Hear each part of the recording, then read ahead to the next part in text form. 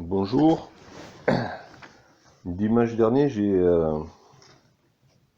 la joie de partager la parole de Dieu et suite à cela, il y a eu une question qui est arrivée. Je vous propose de relire deux passages qu'on a lus dimanche et puis de relire la question, la question qui nous est arrivée et ensuite de chercher ensemble les réponses dans la parole de Dieu. Dans le premier passage que j'avais lu dimanche, c'est dans la deuxième épître de Pierre, au chapitre 1er, de Pierre 1, les versets 3 et 4.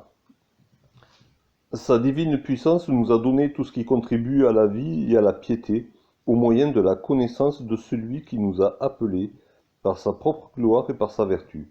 Celle-ci nous assure de sa part les plus grandes et les plus précieuses promesses, afin que par elle nous devenions participants de la nature divine en fuyant la corruption qui existe dans le monde par la convoitise.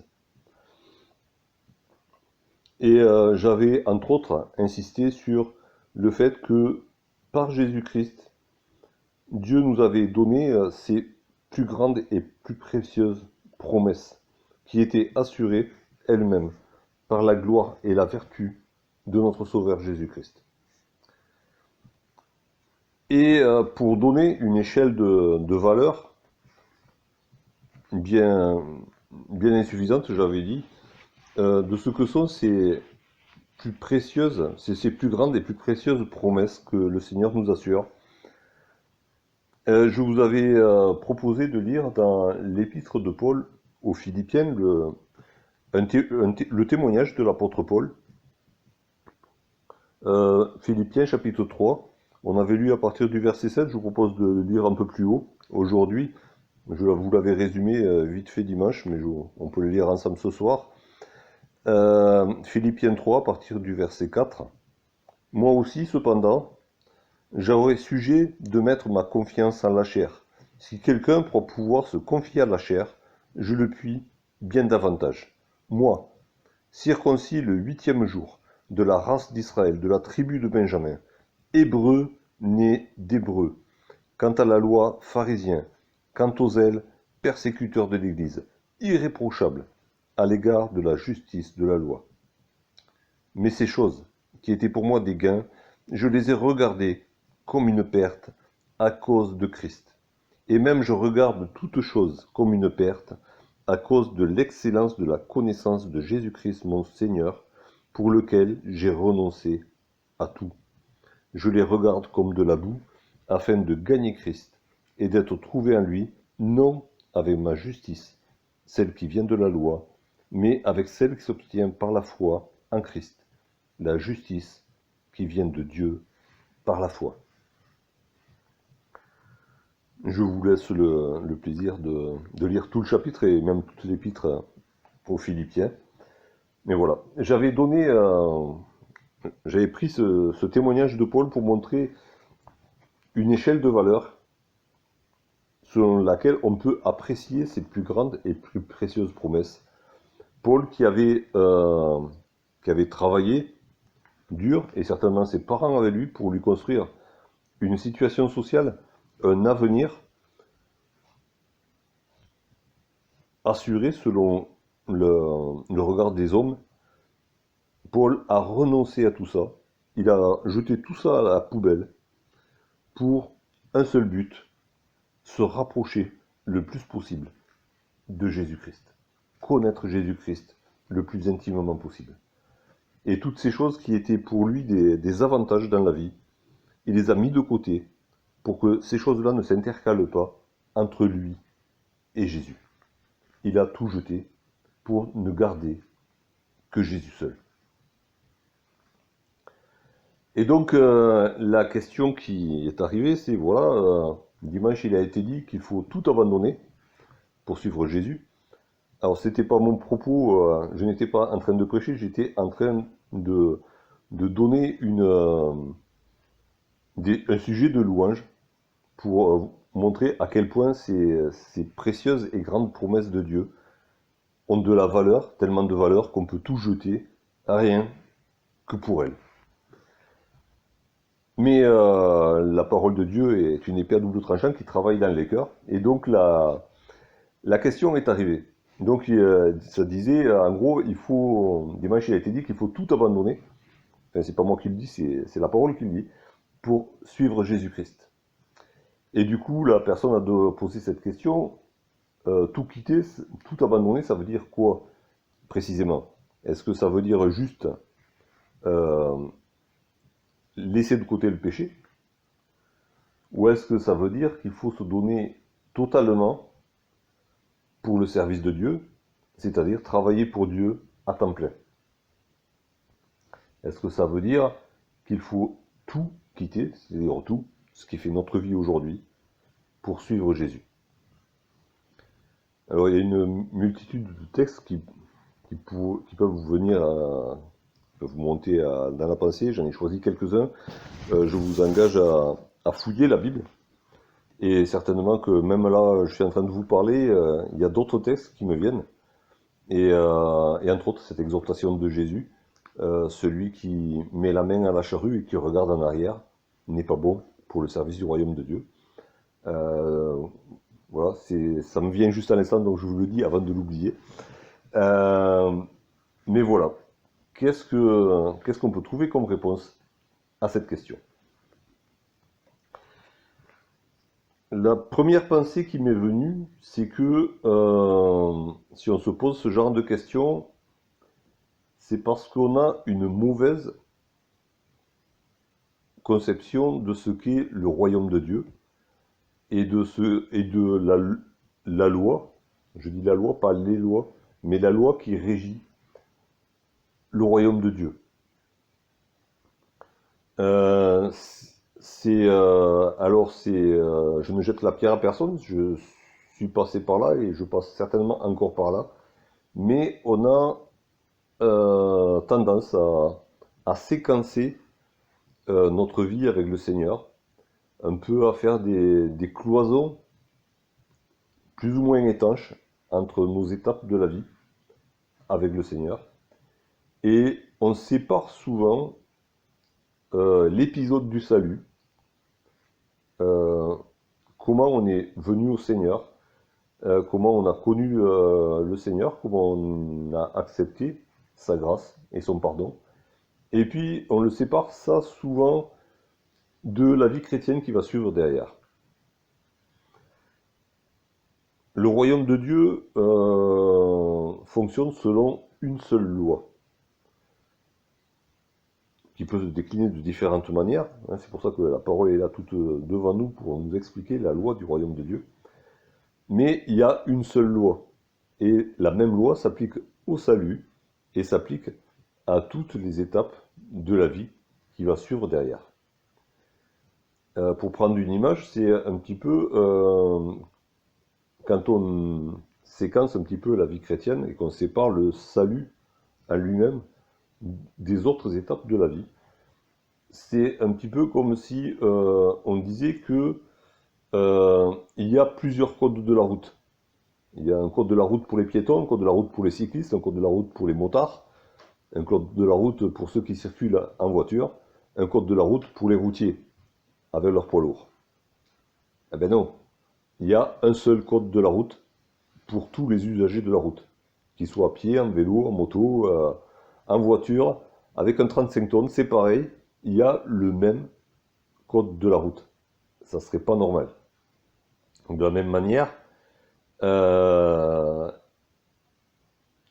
toutes nos activités sur la Terre sont impactées par la loi de la gravité universelle. C'est notre brave Newton qui a un petit peu permis de découvrir cette loi. Et il paraît il prenait le frais sous un pommier, et il a vu tomber une pomme. Et donc il s'est posé la question, pourquoi est-ce que la pomme ne tombe pas dans l'autre direction quand elle se détache de l'arbre?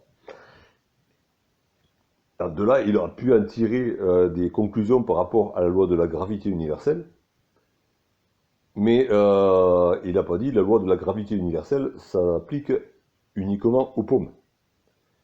Et les poires, elles, on va voir, on va faire des expériences pour voir, mais peut-être que ça s'applique pas aux poires ou pas aux cerises, faut en savoir. Et de la même manière, cette loi de la gravité, elle s'applique à toutes nos activités, que ce soit pour marcher, pour courir, euh, pour plonger, pour grimper, pour nager, et puis pour voler aussi, quand on essaye de voler. On y est arrivé avec des machines quand même. Mais voilà, cette loi de la gravité, elle s'applique à tous les domaines de notre vie. La loi du royaume de Dieu s'applique autant et de la même manière au salut que dans toutes les étapes de la vie. Et si on a cette mauvaise conception de la vie chrétienne, c'est quand c'est en étape plus ou moins étanche entre elles, avec, on dirait peut-être des modalités différentes pour chaque étape, des lois différentes. C'est qu'on a peut-être aussi une mauvaise conception de la personne de notre Seigneur Jésus-Christ. Dans deux de ses attributs les plus, on va dire, les plus répétés, hein, dans nos bouches, Jésus-Christ est sauveur et Jésus-Christ est Seigneur. Dans la parole, il y a des épisodes, il y a des passages où on voit plus un aspect qu'un autre. Il n'empêche que Jésus-Christ est le même hier, aujourd'hui et éternellement. Et Jésus-Christ sauveur et en même temps et dans la même intensité, Jésus-Christ Seigneur. Oui, c'est Jésus-Christ sauveur dont on parle le plus quand on parle du salut, mais c'est pas forcément une bonne chose parce que Jésus-Christ est Seigneur. Et l'illustration parfaite en est la conversion de l'apôtre Paul, qui, à genoux devant ce Jésus qui lui apparaît sur le chemin de Damas, il ne l'appelle pas sauveur, même si, si Jésus-Christ est son sauveur à ce moment-là, il appelle directement Seigneur. Seigneur, que veux-tu que je fasse? On reviendra sur ce passage et sur le sens du mot Seigneur, peut-être tout à l'heure. Mais voilà. Faisons attention à ne pas avoir plusieurs Jésus. Le Jésus Sauveur et le Jésus Seigneur, séparément. Jésus est une seule et même personne qui est pleinement Sauveur et pleinement Seigneur à chaque instant de son passage sur terre, mais aussi à chaque instant de notre vie avec lui.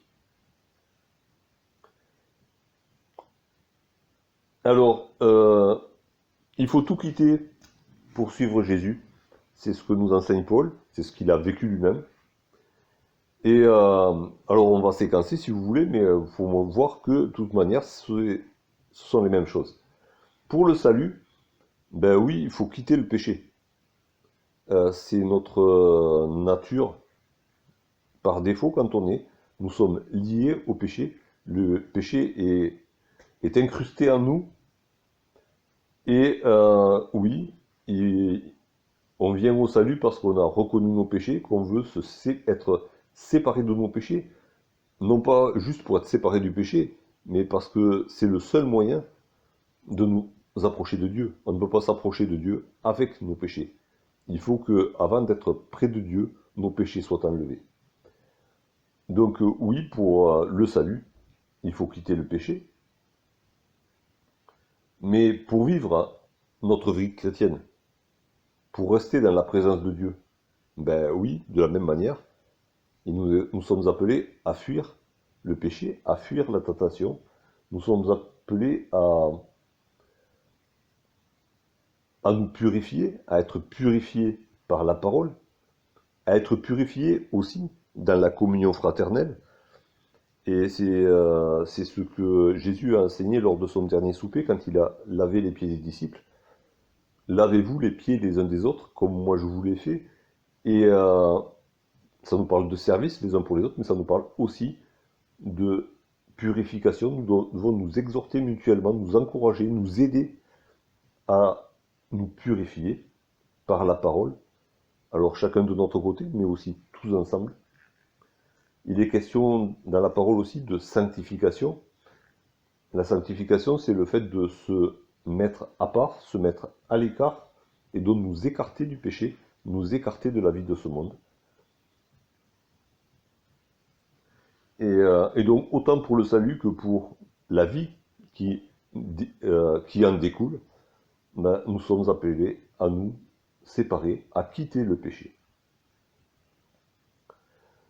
Pour le salut, on est obligé aussi de quitter ce que nous fait croire, notre orgueil, c'est-à-dire quitter notre fol espoir de pouvoir nous sauver nous-mêmes. Et du coup, accepter de dépendre de la grâce de Dieu. Pour être sauvé, ben, c'est du passif. On ne peut pas se sauver soi-même. Il faut l'accepter, reconnaître notre incapacité totale et définitive à le faire, et reconnaître la toute-puissance de Dieu qui le fait, non pas à cause de nos mérites, non pas parce qu'on le lui demande, mais parce qu'il nous aime et qu'il nous accorde sa grâce. Dans la vie chrétienne, c'est qui suit le salut, c'est exactement la même chose. On doit abandonner tout espoir de grandir en Christ, afin de grandir selon le modèle de Christ, par nos propres forces. On doit abandonner ce fol espoir. Chaque fois qu'on croit pouvoir le faire, on va dans le mur. Et on doit apprendre à dépendre uniquement de la grâce de Dieu. C'est exactement la même démarche, c'est la même loi, la loi du royaume de Dieu. Nous, on ne peut rien, mais ce qui est impossible à l'homme est possible à Dieu. Et Jésus exhorte ses disciples vraiment à cette dépendance totale. Dans l'évangile de Jean, par exemple, au chapitre 15, et au verset 5, Jésus leur dit, « Je suis le cep, vous êtes les sarments. Celui qui demeure en moi et en qui je demeure porte beaucoup de fruits, car sans moi, vous ne pouvez rien faire. » Nous sommes totalement dépendants de notre Dieu pour notre salut, et nous sommes tout aussi dépendants de notre Dieu pour tout le reste de notre vie avec lui, dans quelque domaine que ce soit. C'est exactement la même loi.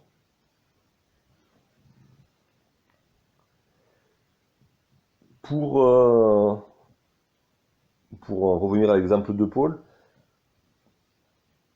pour être sauvé, il a dû quitter sa religion. Il avait été instruit dans la parole, il avait été aussi récupéré par un mouvement religieux, il avait mis tout son cœur, et très sincèrement, de la même manière, on va dire qu'a parlé le jeune homme riche qui a rencontré Jésus, il était irréprochable au regard de la loi écrite, de la loi interprétée par les hommes, de la loi que les hommes disaient venir de Dieu, en appliquant la lettre de la loi, non pas l'esprit. Mais voilà, Paul n'avait aux yeux des hommes aucun reproche à se faire. Au regard de sa religion, il était au top. Et il a abandonné tout cela.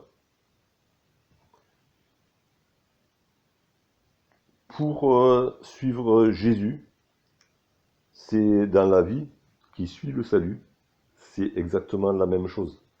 Jésus ne nous demande pas d'adhérer à une religion. Il nous demande de sortir des choses de ce monde. Il nous demande d'aller uniquement vers lui. Il est question dans l'Épître aux Hébreux d'aller vers Jésus hors de la ville, hors du camp. Jésus a été rejeté par son peuple, il a été rejeté de la ville sainte, il a été rejeté du temple. Et c'est là où la croix a été dressée que les enfants de Dieu se rassemblent. En dehors, les vrais enfants de Dieu. C'est là qu'ils se rassemblent en dehors de tout système humain.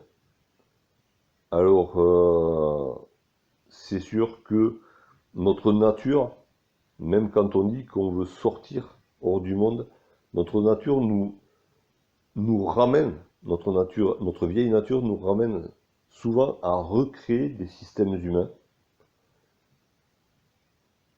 à notre insu parfois, à nous d'ouvrir les yeux et d'analyser ce que nous faisons, pourquoi nous le faisons. Est-ce que c'est fait selon la parole, selon l'enseignement de Jésus-Christ, ou est-ce que c'est fait par tradition? Du coup, pour vivre notre vie avec le Seigneur, nous sommes appelés, oui, à rejeter tout ce qui est religieux, dans le sens de création de l'homme, d'une volonté de l'homme de gérer lui-même sa relation avec Dieu, alors que dans ce que nous avons lu dans la deuxième épître de Pierre, il est question que le Seigneur lui-même nous a donné, lui, ce qui contribue à la vie et à la piété étant cette relation parfaite qu'on peut avoir avec Dieu en tant qu'adorateur, parce qu'on l'adore comme Dieu veut être adoré.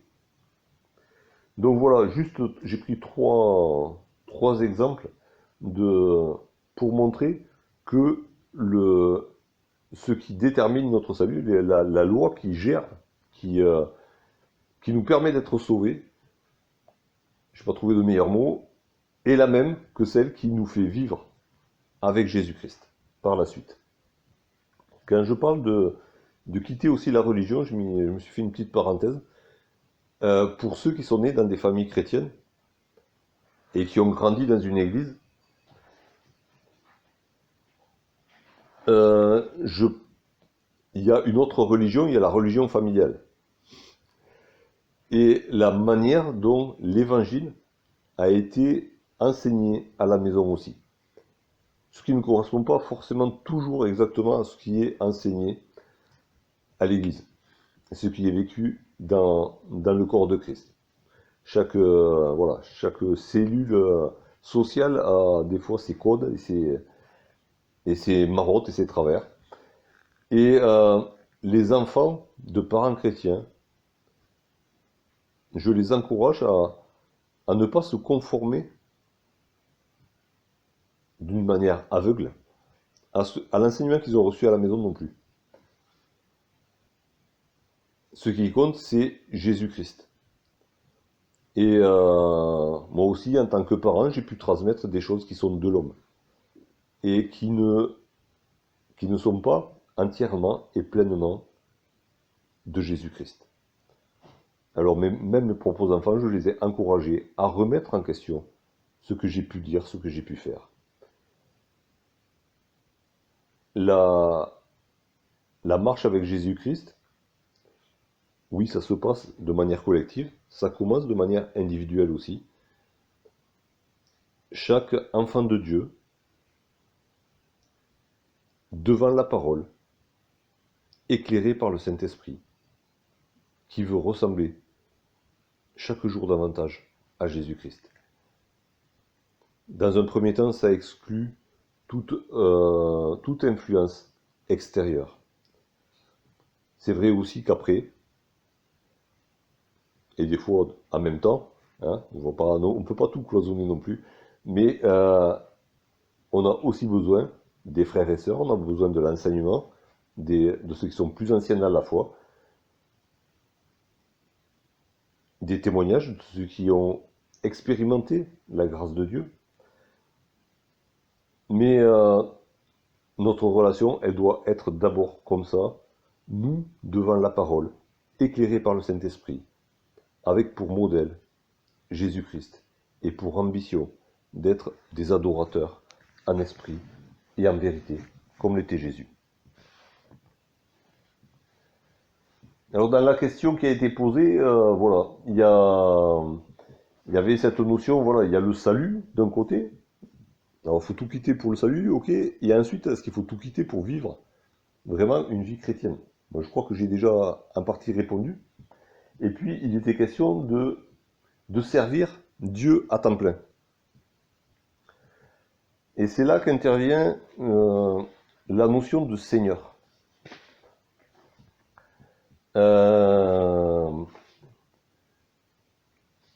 La notion de Seigneur, elle fait quand même, de Seigneur et donc de Maître, elle fait référence quand même à quelque chose de violent qu'on n'aime pas, qu'on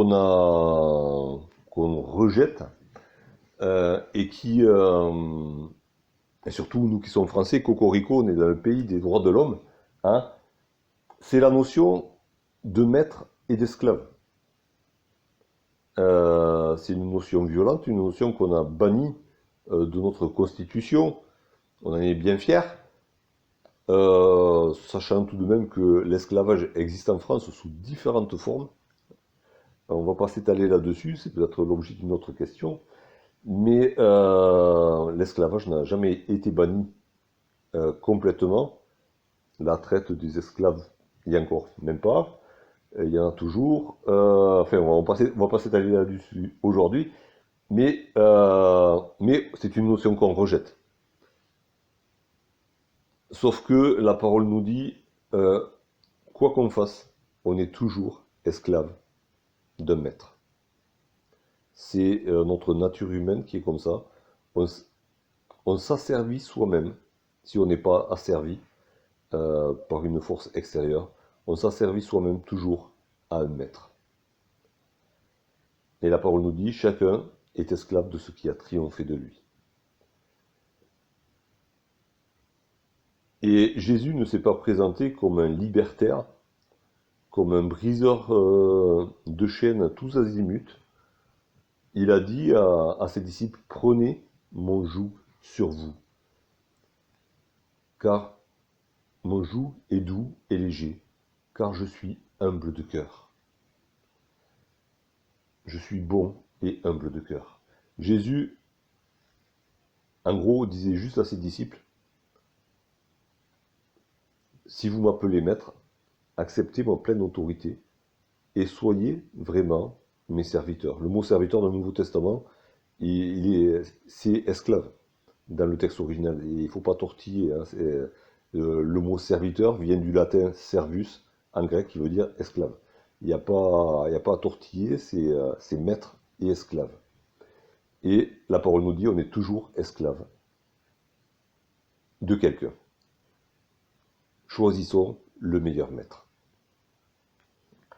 Mais du coup, voilà, c'est cette notion-là qu'on rejette naturellement, qui nous est...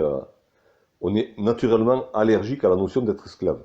Peut-être pas à la notion d'être maître, hein, ça c'est plus hypocrite des fois, mais on est allergique, mais alors c'est viscéral, à la notion d'être esclave.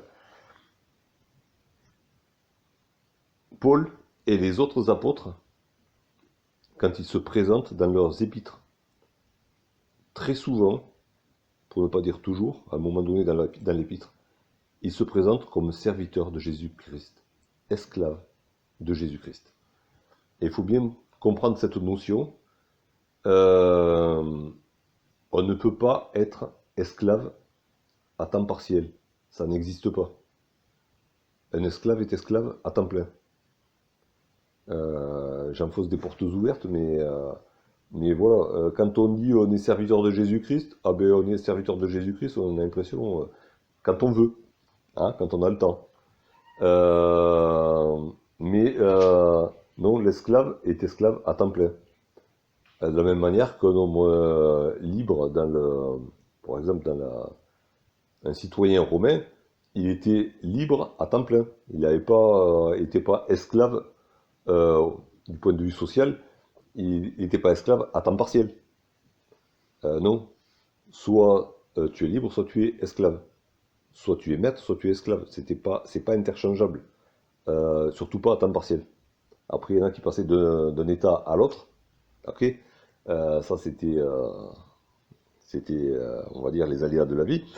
Mais c'était une situation relativement figée et surtout pas à temps partiel. Hein, c'est toujours du temps plein. Et je propose de lire un verset dans la première épître de Pierre. Pierre au chapitre 2, le verset 9. Paul s'adresse aux chrétiens et il leur dit, vous au contraire, vous lire tout le chapitre ou toute l'épître si vous voulez plus tard, vous au contraire, vous êtes une race élue, un sacerdoce royal, une nation sainte, un peuple acquis, donc acheté, racheté, afin que vous annonciez les vertus de celui qui vous a appelé des ténèbres à son admirable lumière. Un peuple, c'est la première épître de Pierre, chapitre 2. Je m'étais peut-être trompé, me fait signer l'œil. Première épître de Pierre, chapitre 2, le verset... hein, j'avais dit Paul, excusez-moi. Donc, première épître de Pierre, chapitre 2, verset 9, il est question de ce peuple qui a été acquis. Ça veut dire acheté. Un peuple acheté, ça fait référence à des esclaves sur le marché qui ont été achetés. Ils sont passés d'un maître à un autre. Ils sont passés du maître des ténèbres au maître de la lumière. Ils sont toujours esclaves. Mais ils ont changé de maître. Ils sont maintenant sous l'autorité de ce maître qui est doux et humble de cœur. Ça change tout. Hein. C'est synonyme de vraie liberté par contre. Et si quelqu'un allait au marché aux esclaves, pour acheter des esclaves, bon, c'était généralement parce qu'il avait un travail à faire. C'était pas aussi ça pouvait être pour le fun, pour dire qu'il avait plus d'esclaves que le voisin. De la frime, il y en a toujours eu. Donc on peut supposer qu'il y en a qui frimaient avec leur nombre d'esclaves. Pourquoi pas? Mais même ça, c'est un travail. Hein, c'est se rendre gloire. Il fallait que les esclaves lui rendent gloire, l'honneur. Et du coup, voilà, il y a celui qui achète un esclave, c'est pour lui donner un travail. Et nous avons été achetés pour annoncer les vertus de celui qui nous a appelés des ténèbres à son admirable lumière. Nous avons été appelés pour un travail particulier. Alors, annoncer les vertus de notre Sauveur, c'est la louange, c'est l'adoration, mais c'est aussi l'évangélisation, c'est le témoignage de ce que lui a fait pour nous. Donc voilà, nous sommes serviteurs achetés pour un travail particulier. Je propose d'aller dans la première épître de Paul aux Corinthiens. 1 Corinthiens, au chapitre 10, de verset 31. Soit que vous mangiez, soit que vous buviez, soit que vous fassiez quelque autre chose, faites tout pour la gloire de Dieu. Alors bon, il est question, je tire un petit peu le texte du contexte, mais à peine. Il est question autour de manger ou pas les viandes sacrifiées aux idoles, des choses comme ça. Mais Paul prend de la hauteur par rapport à manger, ne pas manger, boire, ne pas boire, faire, ne pas faire. Alors soit que vous mangez, soit que vous buviez, soit que vous fassiez quelque autre chose, n'importe quoi d'autre, quoi que vous fassiez dans la vie, faites tout pour la gloire de Dieu. Vous avez un maître qui vous a acheté. Tout ce que vous allez faire dans tous les domaines de votre vie va, on va dire, mettre en lumière ou mettre dans l'ombre la gloire de Dieu aux yeux des hommes. Alors, vous êtes appelés à donner gloire à Dieu. Faites tout dans tous les domaines de votre vie pour la gloire de Dieu.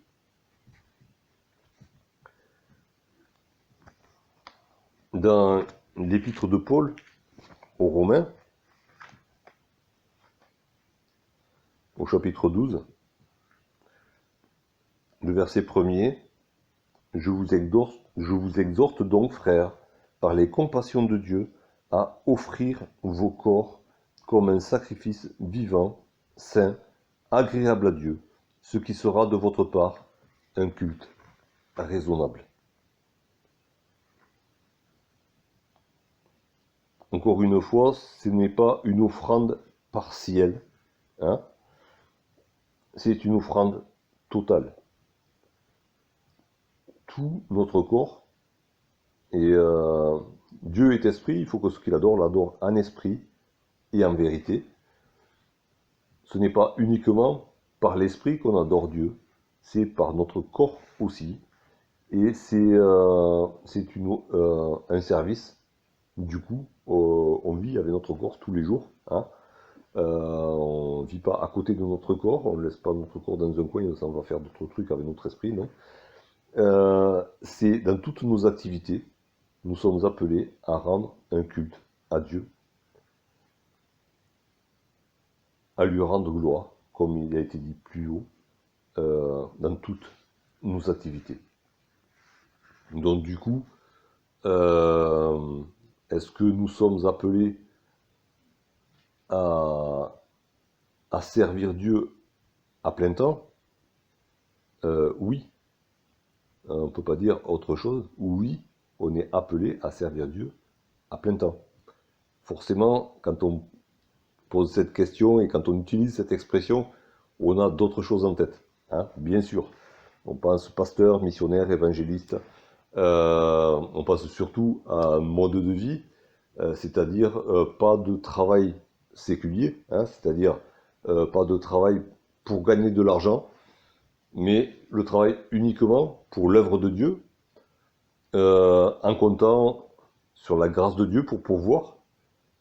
Mais celui qui travaille s'attend aussi à la grâce de Dieu pour avoir les forces d'aller travailler, pour avoir un travail, pour pouvoir aller acheter aussi, de quoi manger, pour qu'il y ait quelque chose dans le magasin aussi.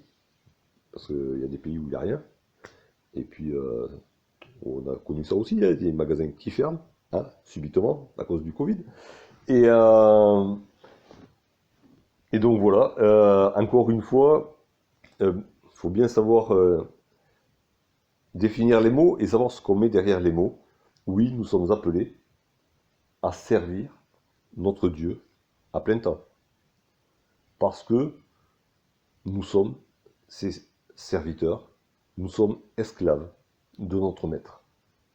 Et donc on n'a pas, en gros, d'autre choix. Même si ce n'est pas un maître tyrannique qui nous fait avancer à coups de fouet, c'est un maître qui nous fait avancer par l'amour. Alors, du coup, on peut quand même aborder la question des travailleurs pour Dieu à temps plein. Juste l'effleurer, hein.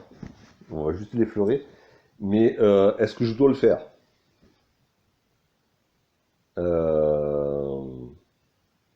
Ben oui et non, je sais pas. Enfin, je ne peux pas répondre pour personne. Je ne peux même pas répondre pour moi. Parce que je suis esclave. Et c'est pas moi qui décide ce que je dois faire. C'est le maître qui décide. Le maître a des critères qui sont les siens. Et Le premier critère, c'est sa gloire. Le deuxième critère, alors il y en a peut-être un deuxième, un premier bis, je sais pas. Il y en a certainement que je saute. Un autre de ces critères est la, la fortification et l'élévation de son Église. Et Dieu donne à chacun une place particulière dans la construction de son Église pour répondre aux besoins de tous les croyants. Donc oui, je peux voir des besoins, mais Dieu connaît les vrais besoins et il pourvoit aux besoins de chacun, il pourvoit aux besoins de son assemblée, et pour cela, il place des hommes et des femmes à des places particulières, pour que ces hommes et ces femmes ne se fassent pas plaisir en faisant des choses qu'ils aiment, même s'ils aiment ce qu'ils font, parce qu'ils le font pour leur maître, mais qu'ils soient serviteurs de leurs frères et sœurs. Ils sont d'abord serviteurs de Jésus-Christ, et par amour pour Jésus-Christ, ils deviennent serviteurs de leurs frères et sœurs. Mais ça, encore une fois, c'est un travail à temps plein pour chacun. Bien entendu, on parle aussi des temps pleins, entre guillemets, on va dire, ceux qui sont nommés dans la parole. Mais encore une fois, ce n'est pas eux qui décident, qui s'autoproclament titulaires d'un quelconque titre dans l'Église. Ou alors c'est une usurpation, ou en tout cas c'est pas bon. Mais c'est Dieu qui doit décider. C'est Dieu seul qui a autorité dans l'Église. Jésus-Christ est la tête du corps de l'Église. Et c'est l'Esprit de Dieu qui doit s'exprimer dans l'Assemblée. Alors, comment savoir si Dieu veut que je fasse telle ou telle chose dans son Assemblée ou dans le monde dans lequel je suis? La solution la plus simple, et elle n'est pas simpliste, mais la solution la plus simple, c'est de lui poser la question. Dieu est un Dieu qui accepte qu'on lui pose des questions, il aime qu'on lui pose des questions, et il prend plaisir à répondre. On revient à la conversion de Paul dans Actes, au chapitre 9. Et après que Jésus lui a parlé, tremblant et saisi d'effroi, Paul dit, « Seigneur, que veux-tu que je fasse ?» Voilà, Paul a compris qui était ce Jésus qu'il était en train de persécuter. Il a compris qu'il était son Seigneur. De toute manière, qu'il veuille marcher avec lui ou pas, en fin du compte, Jésus-Christ est Seigneur de toute la terre, de toute l'humanité. Ce n'est pas manifesté aujourd'hui, mais ça se manifestera un jour. Et Paul ne discute pas avec son Seigneur. Il lui pose juste la question pour le pas suivant. Qu'est-ce que tu veux que je fasse ? Et Jésus ne lui dit pas ce qu'il va faire tout au long de sa vie. Il le lui dira, il le lui révélera petit à petit. Mais il lui dit juste ce qu'il doit faire, tout de suite maintenant, en se relevant. Mais voilà, Paul a été entier et sincère dans sa question. Seigneur, que veux-tu que je fasse ? Seigneur, je suis ton esclave. Ordonne et je ferai. Samuel avait eu la même démarche envers Dieu, aiguillé par Élie. Et quand Dieu l'a appelé, il a dit, « Parle Seigneur, ton serviteur écoute. » C'est la première bonne démarche à faire si on veut savoir ce que Dieu veut qu'on fasse. Si on ne lui pose pas la question, si on ne se pose pas soi-même la question, ou si on se dit qu'est-ce que je pourrais bien faire, on est à côté de notre rôle d'esclave de Jésus-Christ. Seigneur, que veux-tu que je fasse ? Ensuite, ensuite, la deuxième démarche, c'est d'écouter la réponse. Ça paraît évident, mais la réponse ne va pas forcément nous plaire. Parce que Dieu ne va pas forcément nous demander de faire quelque chose qui nous plaît, ni de faire quelque chose pour lequel on croit avoir des compétences. Quand, un peu plus loin dans le même passage, euh, Jésus révèle à Ananias que cet homme-là est un instrument de choix dans sa main.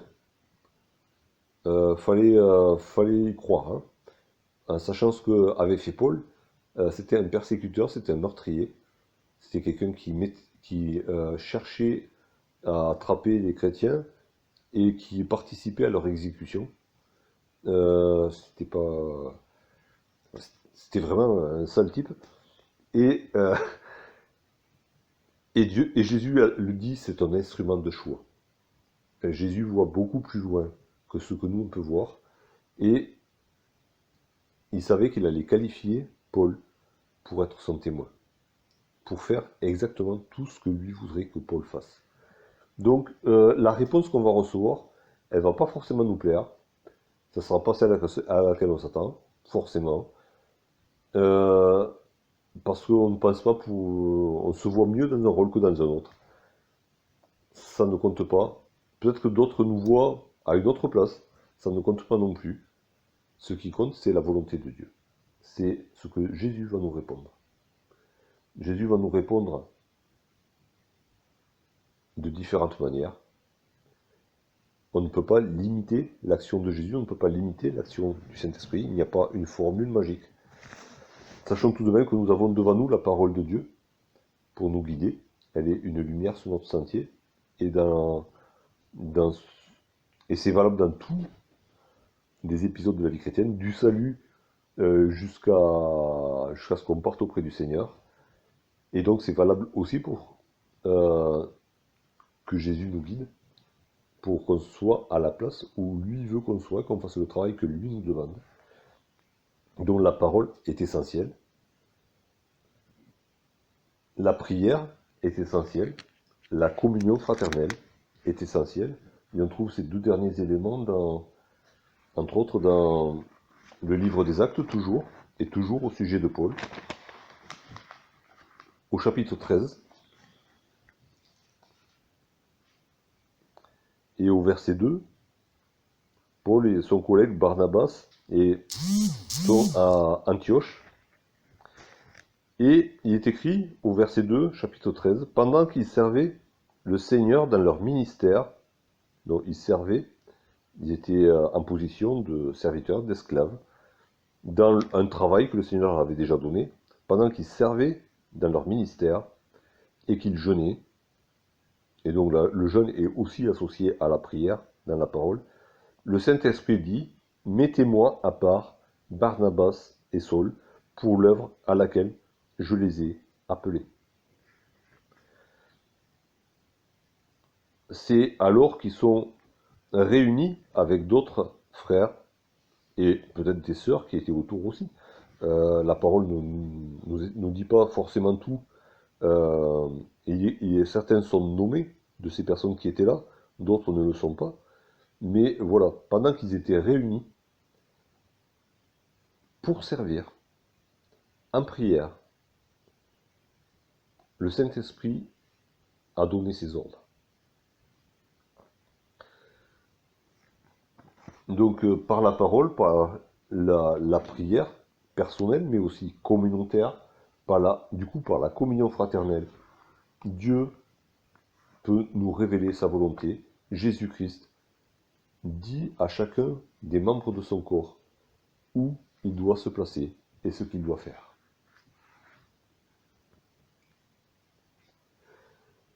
C'est aussi intéressant de voir que cette loi, elle s'applique autant dans l'Ancien Testament que dans le Nouveau. Cette loi, Dieu est le même et il agit toujours selon les mêmes principes. Et on peut voir par exemple, juste pour prendre deux exemples, euh, que, que ce sont des personnes qui ont qui avaient une activité qui étaient dans le service, de différentes manières, que Dieu choisit pour les placer dans un service, on va dire, au bénéfice de toute la communauté. On a l'exemple de Gédéon, par exemple. Gédéon, il était dans la résistance passive. On aurait dit ça au début de la Deuxième Guerre mondiale. Il y avait un terme comme ça, de résistance passive. Hein. Il faisait du marché noir pour pouvoir survivre et faire survivre sa famille. Hein. Mais c'est lui, certainement il y en avait d'autres, mais c'est lui que l'ange de l'Éternel est allé trouver et qu'il a désigné pour qu'il délivre son peuple. Parce que, aussi, il y avait toute une prière qui montait vers Dieu. Les cris de, de repentance, certainement, et aussi les cris d'angoisse et les appels au secours de tout le peuple qui montait vers Dieu à ce moment-là. On a aussi l'exemple d'Élisée, qui a, que Kelly est allé chercher, non pas dans une école biblique, mais au bout d'un champ, il était exploitant agricole, il travaillait dans l'exploitation de son père. Il était là en train de diriger le travail des serviteurs et lui-même de travailler avec eux. Donc il avait une double casquette, hein. C'était le régisseur et en même temps il mettait la main à la pâte. Hein. Il faisait pas semblant. Et c'est lui que l'Éternel a désigné à Élie comme étant son successeur. C'était pas quelqu'un bien assis dans la vie, en train de faire du lard dans un coin. Non, c'est quelqu'un qui était actif à différents titres, qui était responsable et qui prenait des responsabilités. Et c'est lui que l'Éternel est allé chercher. Et, euh, et Jésus a donné un enseignement aussi dans ce sens-là, quand il a dit que ben voilà, si vous êtes fidèle dans les petites choses, on vous en confiera des plus grandes. Donc, de toute manière, nous sommes appelés tous à servir notre Seigneur à plein temps. Et pour les plein temps, on va dire entre guillemets, ben, le service commence d'une autre manière, de toute façon.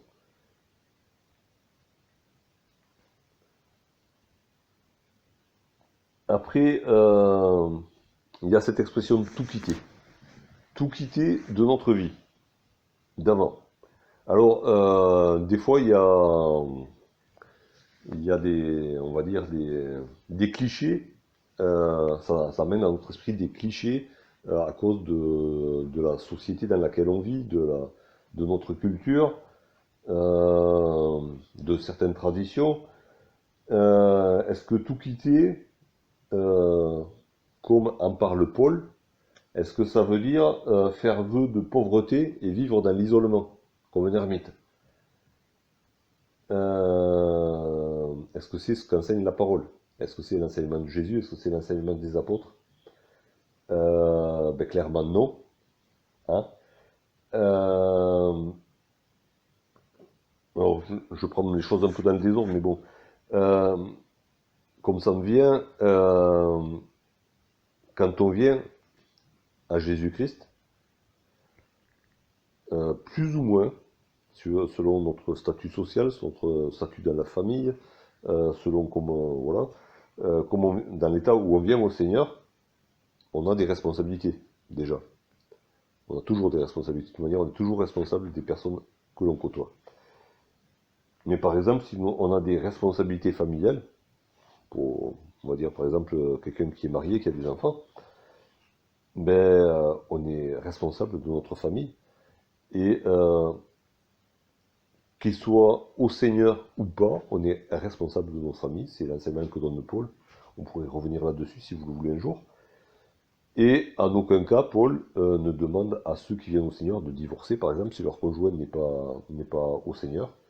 Au contraire, il encourage les conjoints qui marchent avec le Seigneur à être des témoins auprès de leurs conjoints qui sont encore entre les griffes du diable. Et en attendant qu'ils se convertissent, en espérant dans le Seigneur qu'ils viennent au salut, eux aussi.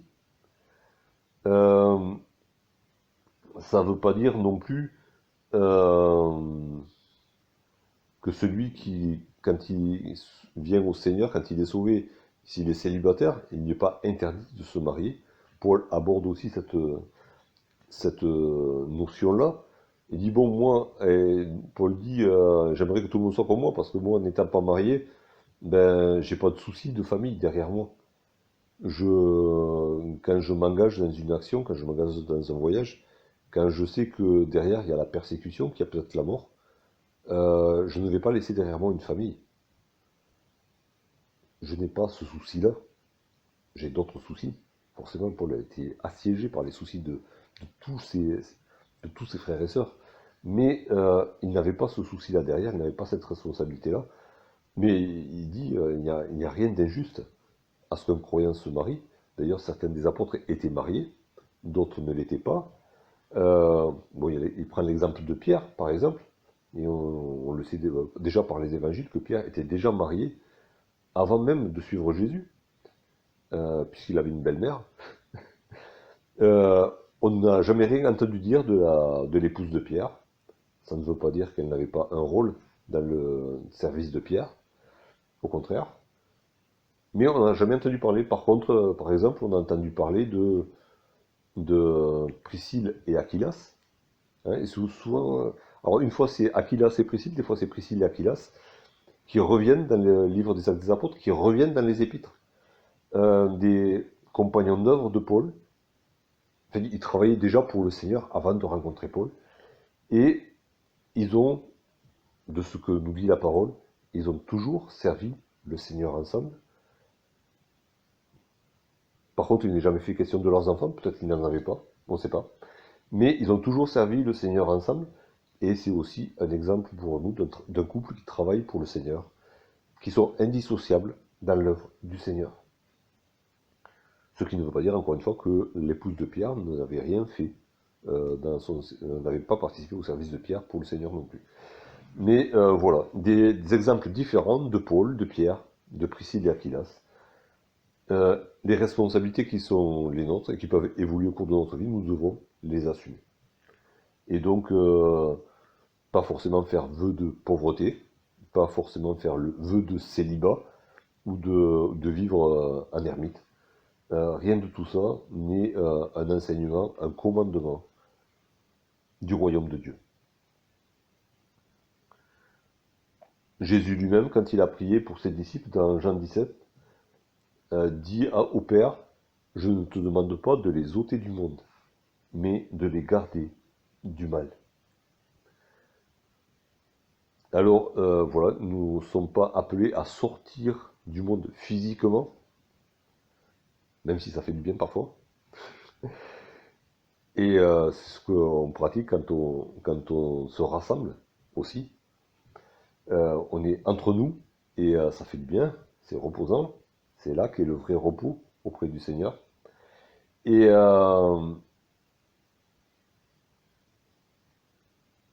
mais Jésus ne nous a pas demandé de démissionner de ce monde non plus. Nous avons une mission justement dans ce monde, c'est d'annoncer, comme on l'a lu dans l'épître de la première épître de Pierre. Non, c'est la première, la deuxième. Non, la première, c'était, on avait vu deux passages, donc c'est la première, d'annoncer les vertus de celui qui nous a sauvés. Alors, on l'annonce dans l'assemblée, on l'annonce à l'extérieur de l'assemblée, par notre bouche, par notre vie tout entière. Je ne te demande pas de les ôter du monde, mais de les garder du mal. Et il y a forcément aussi cette notion d'être séparé du mal. On a déjà parlé de cette notion de sanctification. Et dans les épîtres, et même dans les actes des apôtres, les disciples de Jésus-Christ, les croyants, les chrétiens, sont souvent appelés les saints. Saints parce que séparés du mal, séparés de la manière de vivre du monde. Alors ça ne veut pas dire irréprochable à tous égards, ça c'est notre but, mais ça veut dire ayant cette volonté de ne pas se conformer au monde présent, comme dit Paul dans Romains 12, 2, ne pas accepter le moule du monde, sortir du moule de ce monde, pour entrer dans le moule de Jésus-Christ.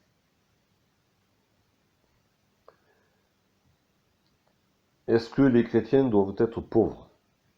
Encore une fois, il y a cette notion, est-ce que je dois tout quitter, même mes biens? Alors encore une fois, oui et non. Jésus a dit au jeune homme riche, vends tout ce que tu possèdes, viens et suis-moi, donne tout aux pauvres et viens et suis-moi. Il savait pourquoi il le lui disait et il l'a expliqué à ses disciples. Jésus n'a pas dit ça à toutes les personnes riches qu'il a croisées. Jésus, les apôtres n'ont jamais enseigné quoi que ce soit dans ce sens-là. Quand Paul enseigne les Corinthiens par rapport à la collecte d'offrandes pour porter secours aux plus pauvres, il ne leur demande pas de devenir pauvres eux-mêmes. Il se permet quand même de citer l'exemple des Macédoniens qui, eux, n'avaient rien de superflu, étant déjà à la limite du seuil de pauvreté, mais ils ont participé quand même à cette collecte en donnant de leur nécessaire. Paul se permet de faire une parenthèse là-dessus de la même manière que Jésus l'a fait quand la pauvre veuve a donné tout ce qu'elle avait.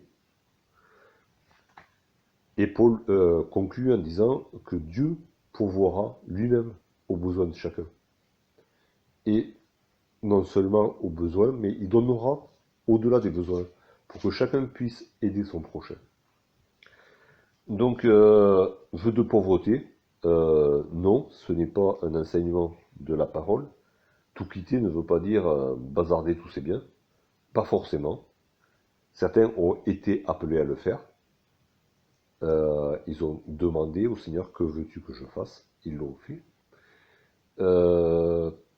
Mais ce n'est pas forcément le cas pour tous. Je propose de lire un petit passage dans l'épître de Paul aux Philippiens. Philippiens, chapitre 4.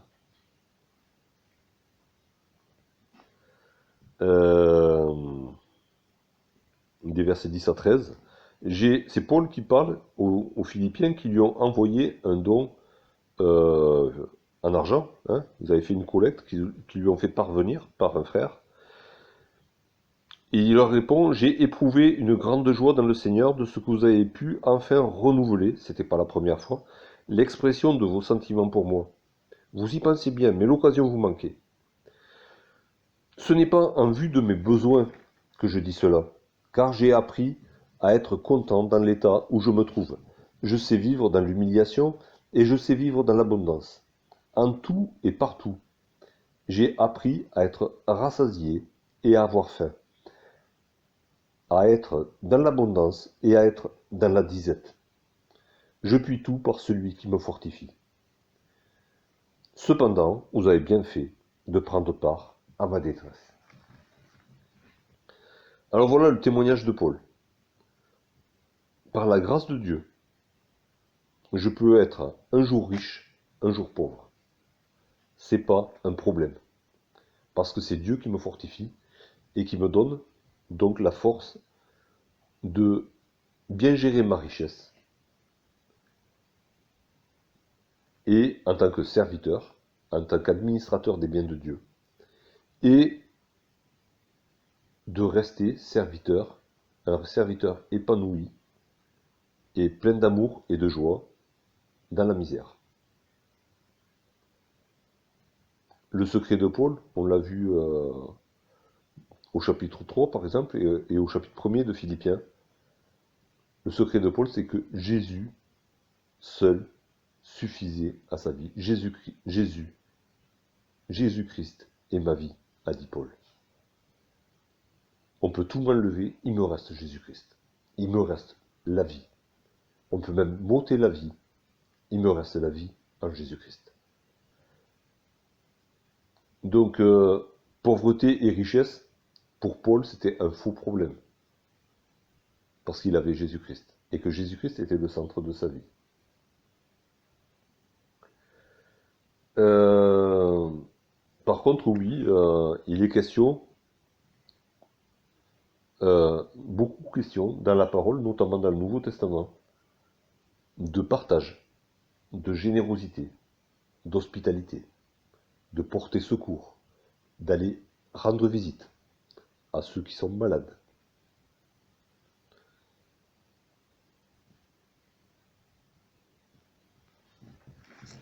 Et, et Paul lui-même dit à quel point il a apprécié le geste des Philippiens.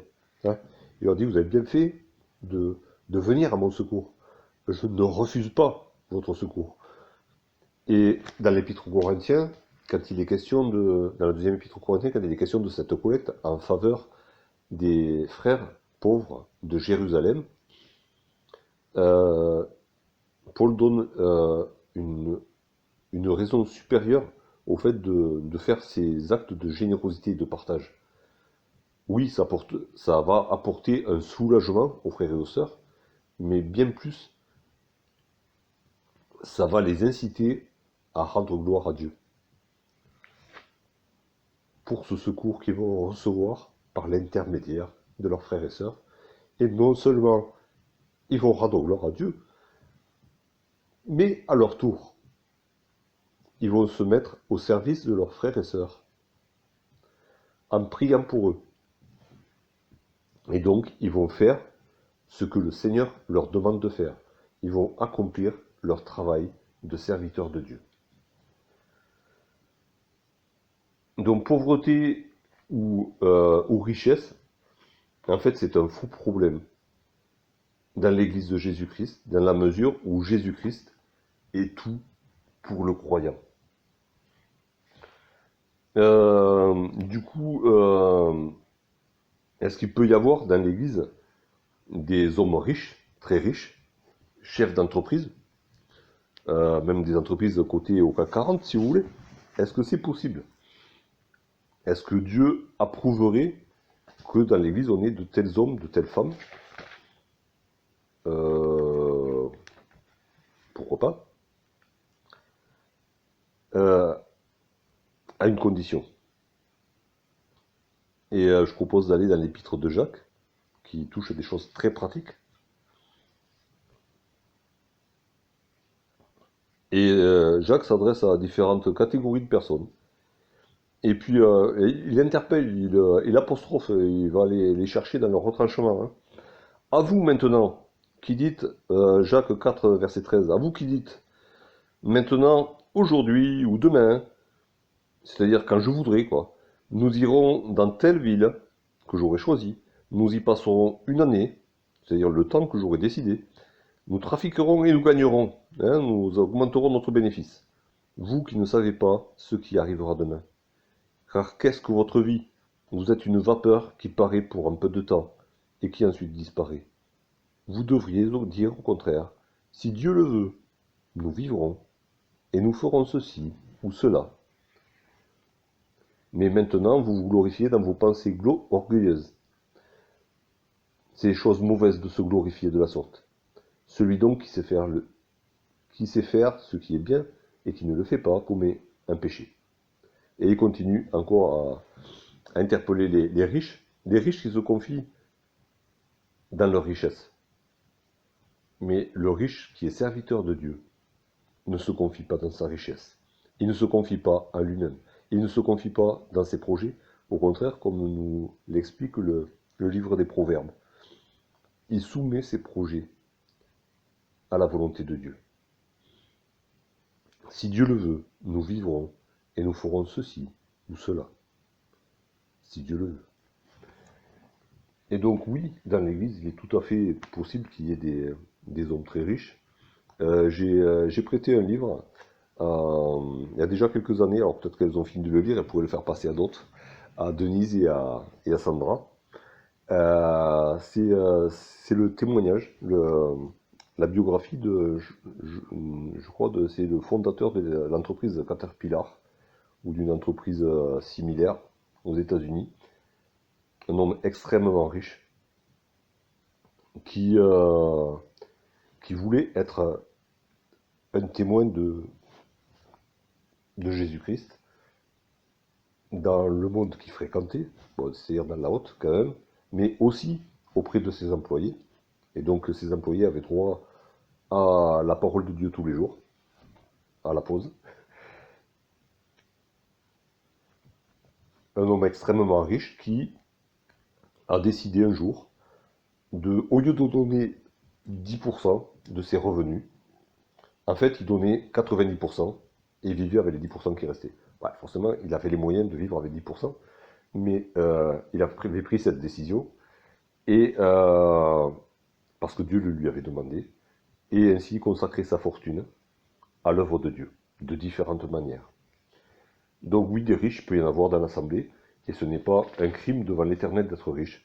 Par contre, c'est un crime d'être orgueilleux, de ne pas dépendre de Dieu. Et encore une fois, on revient à ces lois qui dépendent, qui, on va dire, qui gèrent notre salut et notre vie chrétienne tout entière.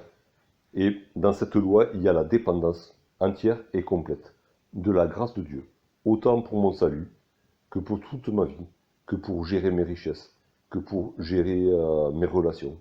Tout n'est que grâce dans la vie du chrétien. Je m'étends encore un petit peu sur les richesses, alors parce que forcément on n'est pas tous des patrons du CAC 40, mais on est riche de différentes manières, on est riche de tout ce que Dieu nous a donné. Et c'est avec toutes nos richesses que nous sommes appelés à être des serviteurs à temps plein. Je vais juste donner quelques exemples de ces richesses qui sont les nôtres. Il y a notre vie. Dieu nous a donné une vie à vivre sur terre. On a une foule de versets qui nous parlent de ce qu'est notre vie sur la terre, de ce qu'elle doit être aussi avec le Seigneur.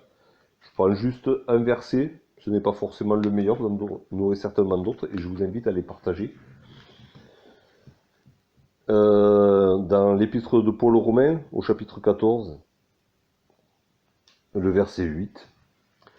Car si nous vivons pour le Seigneur.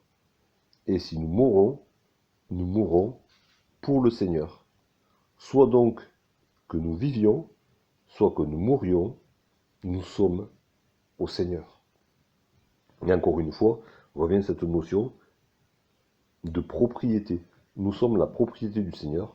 Alors du coup, soit que nous vivions dans notre corps, ici veut dire Paul, soit que nous vivions dans notre corps, soit que notre âme quitte ce corps, nous appartenons au Seigneur. Et donc nous vivons et nous mourons pour lui. Notre vie appartient au Seigneur. On a déjà vu dans Romains 12 que notre corps est appelé à être une offrande au Seigneur, un culte vivant. Je vous invite à aller dans la première épître de Paul aux Corinthiens, toujours dans la même pensée. 1 Corinthiens 6, verset 19. Ne savez-vous pas que votre corps est le temple du Saint-Esprit qui est en vous et que vous avez reçu de Dieu, et que vous ne vous appartenez point à vous-même, car vous avez été rachetés à un grand prix. Glorifiez donc Dieu dans votre corps et dans votre esprit qui appartiennent à Dieu. Encore une fois, vous appartenez corps et esprit, l'âme n'est pas citée ici, mais peu importe, vous appartenez entièrement à Dieu.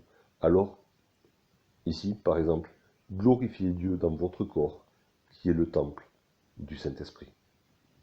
Ce n'est pas votre temple, ce n'est pas le temple de votre personnalité. Hein. Il est question dans toutes les dictatures du culte de la personnalité. Et on est très enclin, nous, à être nos propres dictateurs et à vénérer notre personnalité. Non, votre corps est le temple du Saint-Esprit. Il est le temple de Dieu. dans la même pensée, dans l'épître de Paul aux Éphésiens, au chapitre 4, le verset 28, que celui qui dérobait ne dérobe plus, mais plutôt qu'il travaille, en faisant de ses mains ce qui est bien, pour avoir de quoi donner à celui qui est dans le besoin. Alors, notre corps, c'est pas une entité abstraite, hein, c'est pas l'esprit. Notre corps nous permet de faire des choses. Et dans notre corps, pour la plupart, hein, on a deux mains qui nous servent à travailler. On ne travaille pas qu'avec les mains, on travaille aussi avec les pieds, avec la tête et tout le reste. Hein. Mais voilà, on a, suivant notre travail, et des fois on fait tout, on utilise tout notre corps dans le travail, des fois ben, c'est juste que les mains, et l'esprit est ailleurs, ça dépend du travail qu'on fait. Mais c'est dangereux à un moment donné quand même. Hein. Mais voilà, Dieu nous a donné un corps qui lui appartient à lui, et ce corps doit travailler à rendre gloire à Dieu.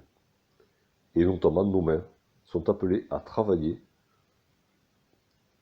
pour subvenir à nos besoins, bien que nous comptions sur la grâce de Dieu, et pour subvenir aux besoins de ceux qui ne peuvent pas travailler, qui n'ont pas les moyens de subvenir à leurs propres besoins.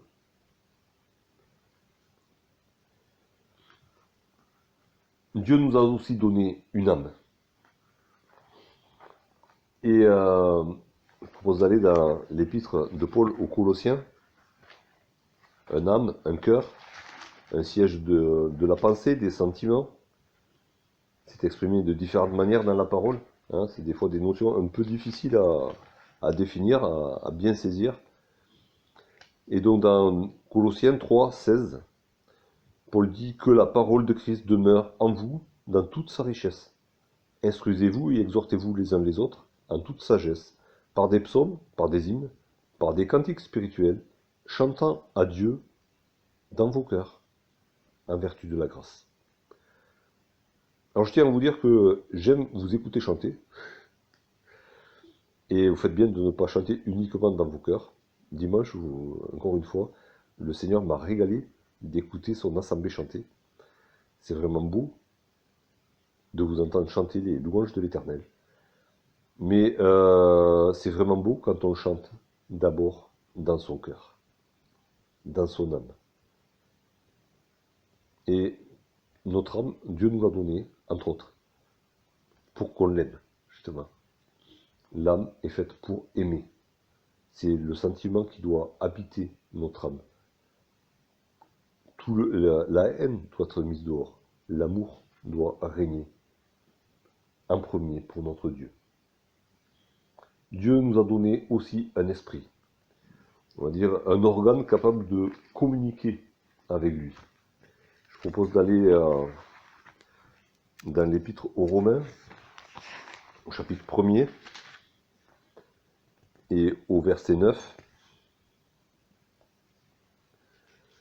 Dieu que je sers à mon esprit dans l'évangile de son Fils, mes témoins, que je fais sans cesse mention de vous dans mes prières, hein, sous-entend Paul, demandant continuellement dans mes prières, il le dit juste après, d'avoir enfin par sa volonté le bonheur d'aller vers vous. Dieu que je sers à mon esprit.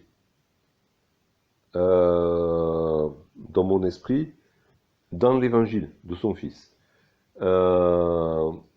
Paul travaillait, était un serviteur de l'évangile, il proclamait l'évangile, et là il nous dit, il sert dans l'évangile en esprit, dans son esprit. Il n'y avait pas que son corps qui se déplaçait dans ses voyages, il n'y avait pas que sa bouche qui parlait, son esprit était pleinement aussi au service de l'évangile. Ça ne se voyait pas forcément hein, aux yeux des hommes qui n'étaient pas éclairés par Dieu. Il n'y avait pas que le corps de Paul qui était mobilisé dans cette œuvre. Son âme et son esprit étaient mobilisés tout entier aussi au service de l'évangile de Jésus-Christ. Donc Dieu nous a donné la vie, Dieu nous a donné un corps, une âme, un esprit, Ce sont des richesses que Dieu nous a données et que nous sommes appelés à mettre à son service, comme les premiers disciples l'ont fait, comme Paul, entre autres, l'a fait. Je propose d'aller dans l'évangile de Matthieu, au chapitre 25, pour écouter l'enseignement de Jésus-Christ.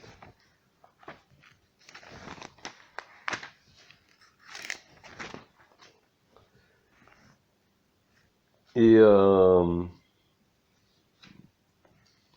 c'est un passage, c'est la parabole des talents. Hein. Un homme est parti, alors je vous laisse lire ça parce que c'est un passage un peu long, mais voilà, un homme riche est parti, il a confié ses richesses à ses serviteurs. Jésus est parti, nous a confié ses richesses, toutes ses richesses, quelles qu'elles soient matérielles, qu'elles soient émotionnelles, spirituelles, que ce soit des capacités, que ce soit les dons qu'il nous fait par l'esprit. Tout cela, le maître qui est parti nous l'a laissé et nous demande de le faire fructifier.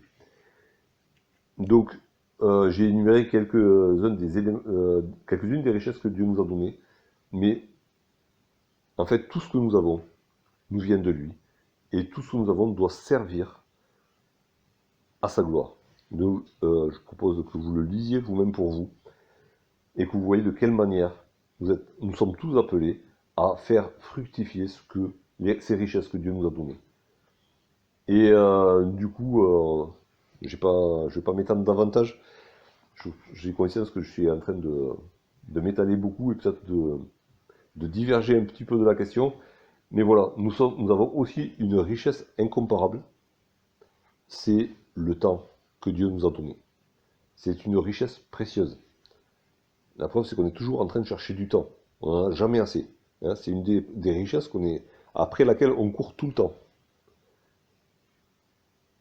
Dieu nous demande d'apprendre à gérer le temps, à racheter le temps. C'est une richesse incomparable que nous avons, et c'est une richesse qui va prendre fin un jour. Ça fait partie des richesses qui n'auront plus cours, justement, dans l'éternité.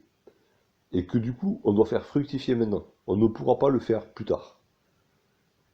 Et du coup, ça nous pose la question, qu'est-ce que je fais de mon temps? Que je sois un chrétien lambda, appelé à servir Dieu à temps plein, de toute manière, ou que je sois un serviteur, entre guillemets, à temps plein, qu'est-ce que je fais de mon temps? Et entre autres, de ce que j'appelle mon temps libre. Est-ce que j'ai... Alors, je me reprends moi-même, hein, mais est-ce que vraiment, je peux dire que j'ai du temps libre alors que je suis esclave de Jésus-Christ? Et du coup, je suis aussi responsable de la gestion de mon temps, non pas responsable négativement, mais je suis responsable de rendre gloire à Dieu avec tout le temps qu'il m'accorde, parce que je suis appelé à être serviteur de Dieu à temps plein. Alors juste pour terminer, 3 versets. La question était, voilà, je rappelle, est-ce que je dois tout quitter pour servir Dieu, ou juste les péchés pour être sauvé? En gros, je caricature à peine la question. Un premier verset dans le premier livre des rois.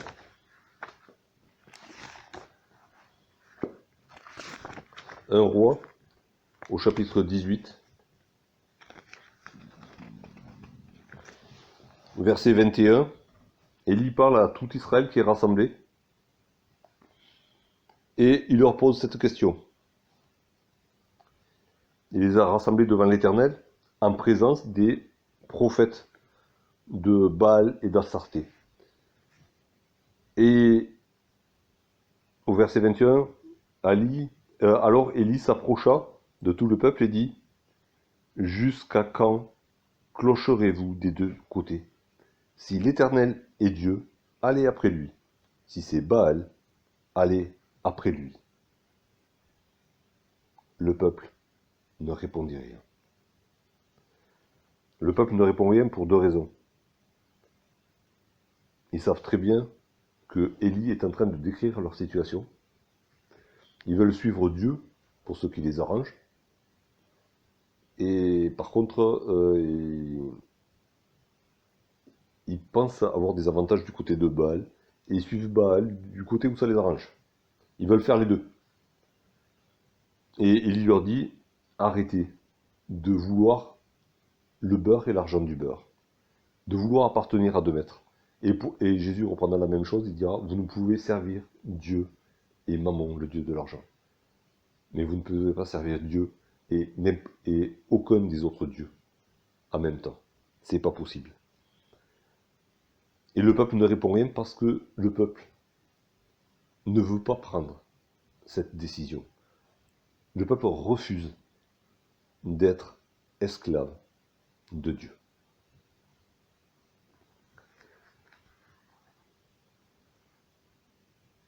Et du coup, je laisse tomber les deux autres versets, c'est pas la peine. La vraie question, elle est là. Est-ce que Dieu est l'autorité de ma vie? Est-ce que Jésus est au centre de ma vie au point que tout le reste ne compte pas? C'est juste ça. Après, du coup, si Jésus est vraiment au centre de ma vie, s'il est vraiment tout pour moi, les autres questions ne se posent pas. Parce que s'il est l'autorité, je vais lui demander, que veux-tu que je fasse? Et je ferai ce qu'il m'a demandé de faire. Sans tergiverser, sans me poser de faux problèmes, sans me poser des questions insolubles, parce que en fait je refuse la solution. La question est devant nous, devant chacun de nous, et devant chacun de nous à chaque instant de notre vie. Parce qu'à chaque instant de notre vie, on doit faire des choix. Est-ce que je rends gloire à Dieu avec tout ce qu'il m'a donné? Ou est-ce que je choisis de le faire à temps partiel? C'est juste la question. Sans jeter d'accusation sur la personne qui a posé la question. Non, ça me reprend moi-même en premier. Mais c'est juste la question. Est-ce que je suis tellement conscient de ce que Jésus a fait pour moi que tout le reste n'a plus d'importance? Et que du coup, je me soumets entièrement à sa volonté. C'est juste là la vraie vie que le Seigneur veut nous donner, parce que c'est une vie de joie, une vie d'harmonie, pour nous-mêmes et pour l'Assemblée tout entière. C'est à ce moment-là que notre vie va réussir. C'est rapporté dans le livre de Josué, c'est répété dans le livre des Proverbes, c'est répété dans toute la parole. C'est là que notre vie va réussir. C'est là aussi que notre assemblée va grandir. Juste un verset pour conclure peut-être, ou deux quand même, ils sont trop beaux quand même. Dans Colossiens, au chapitre 3, le verset 11, Paul décrit l'assemblée parfaite de Jésus-Christ, hein, celle que Jésus-Christ veut créer dès maintenant. Il n'y a ici ni grec, ni juif, ni circoncis, ni incirconcis, ni barbare, ni scythe, ni esclave, ni libre. Toute chose qui existait dans la société de l'époque. Et qui existe encore aujourd'hui, de toute manière. Mais Christ est tout et en tous. C'est vraiment quand Christ est tout en tous que notre vie chrétienne est complète et totale, et que la vie de notre assemblée est une suite de progrès permanents dans tous les domaines.